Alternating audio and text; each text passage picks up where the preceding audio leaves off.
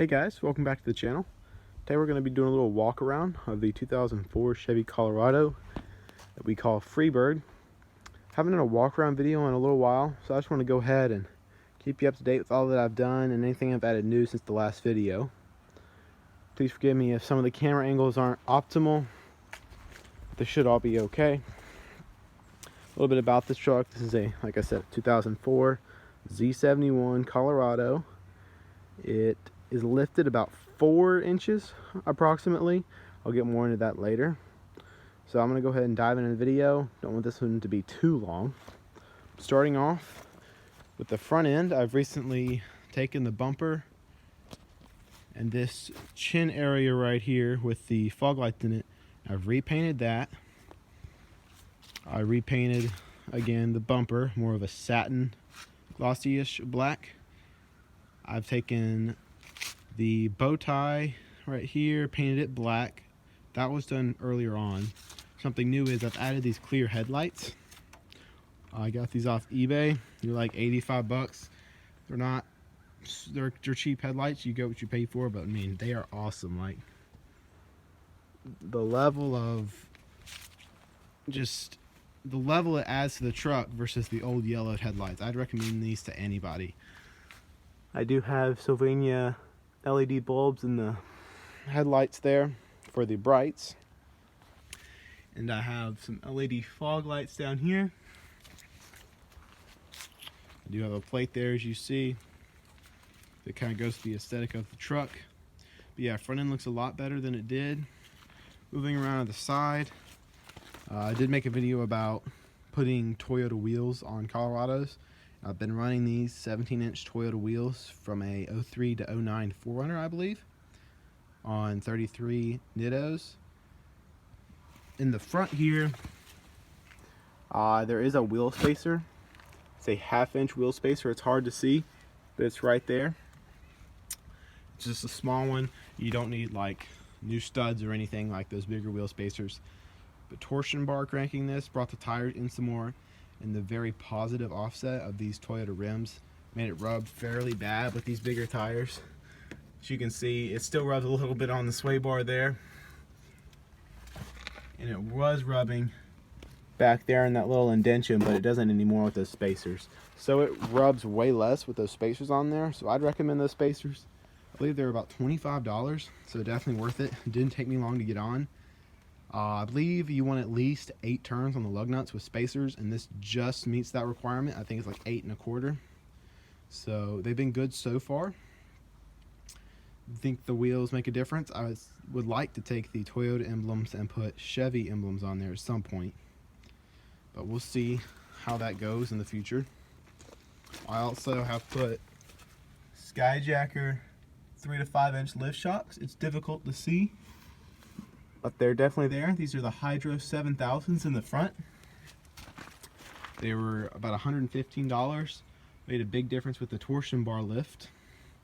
I would like to put ball joint spacers on the torsion bar lift because the ball joints bind once you lift the torsions, but so much. See if I can get a good picture of what that looks like. So it's kind of hard to see, but that ball joint is fairly bound up, and a ball joint spacer would alleviate a lot of that, possibly enabling you to lift the truck more if you so desired. I think that goes for different types of trucks, not just this, obviously.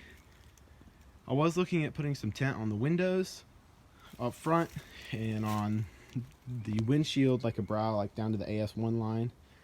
Wouldn't be super dark, but it would be a nice change. Feel like I'm riding down the road in a glass box sometimes. Y'all have seen this headache rack / roll bar in my previous videos. I've got my light bar, my CB antenna, fire stick mounted on there. I have this toolbox, which I do believe I made a video on. It's a simple video with a couple measurements. I don't know the exact model of this toolbox, but it's made, as you can see, for a smaller truck, but it does fit on this one. This is probably made for about a Ford Ranger and S10. This one's a little bit bigger. I keep my spare tire in the bed because the truck did not come with a spare tire, and all the linkage for the spare tire underneath is missing. I do not know why somebody took that out, but they did. It is cabled into the truck and locked. If someone really wanted to steal it, yes, they could, but that's just to keep people from just taking it out of the bed as they walk by.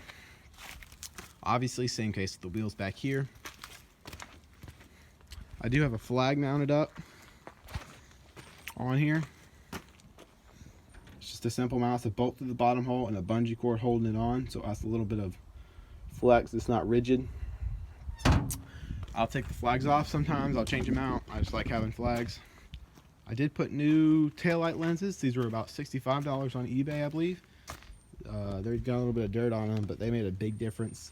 These had a problem with the clear coat enamel thing degrading inside, so it really messed up the headlights. Looks like they almost had inside water damage, if you can imagine. So huge difference there. I may have made a video about that. Go check it out if you want more detail on how to change those. Really easy. As you can see, there's a pretty decent gap in the bumper, and that's because this truck recently got a body lift.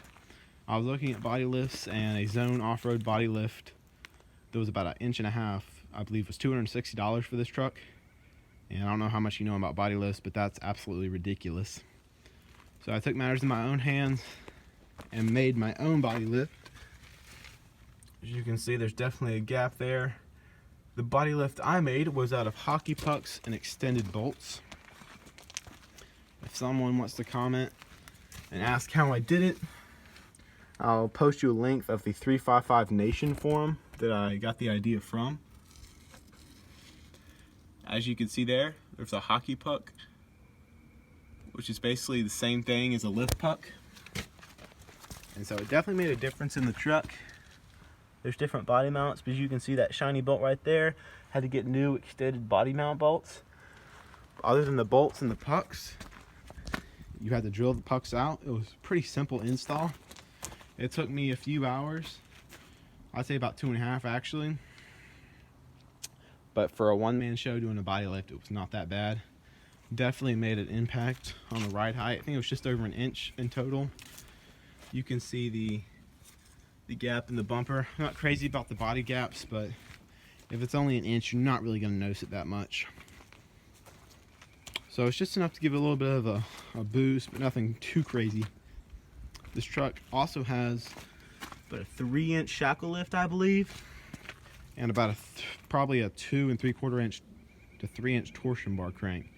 So with that body lift, it's running approximately about 4 inches of lift, and it's from the original 265 tires to 33s or 285s, which is the equivalent of a metric 33. So this truck sits up a lot higher, whereas stock you would pretty much step down into it. Now you step up into the truck. So that was a huge milestone, just stepping up into the truck. Gives it a whole new feel. It rides higher. The tires give it a lot more clearance off-road. It's just all around a lot better. You see in the back here, I've got Skyjacker Nitro 8000 lift shocks. These are the same as the front ones for the 3 to 5 inch lift, but these are beefier shocks. I recommend getting the beefier ones for the front too.